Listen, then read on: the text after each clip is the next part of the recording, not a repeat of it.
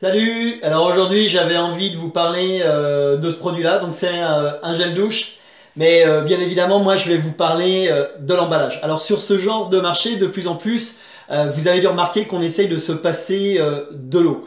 Donc on va mettre à disposition du consommateur ou de la poudre ou un gel qu'il va devoir diluer chez lui dans un contenant, donc avec de l'eau du robinet. Et ça évite de transporter l'eau. Donc le cahier des charges de mon client, c'était de remplacer ce genre de flacon qui, une fois plein, pèse environ 300 grammes. Et son objectif à lui, c'était d'être sur un poids maximum de 35 grammes.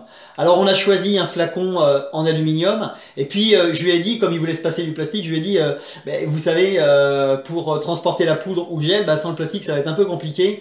Donc il existe une solution qui est des petits sachets Kraft, sauf que à l'intérieur, il y a quand même du plastique, du polyéthylène pour transporter le produit. Alors lui, il voulait vraiment jouer la transparence, donc moi j'ai réussi à l'emmener sur un sachet monomatériau en polyéthylène, et quand ce sachet-là il est vide, il ne pèse que 1 gramme, ce qui nous permet d'affirmer sans aucun problème qu'on est à 1 gramme du zéro déchet.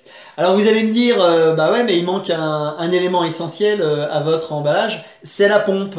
Alors vous avez raison, la pompe, la voilà, et effectivement c'est essentiel parce que ça permet le juste dosage et ça évite, pardon, de gaspiller le produit.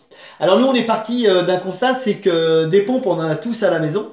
Et elles sont toutes standards. Donc ce qu'on va vous demander de faire, c'est vous allez en prendre une chez vous, vous allez juste ajuster la longueur du tube, la mettre dans le flacon, et puis après l'avoir bien nettoyé, hein. Et puis vous allez voir, ça marche très bien. En fait, on part d'une idée qui est simplement de dire, on va pas remettre sur le marché des choses qui y sont déjà et que tout le monde a.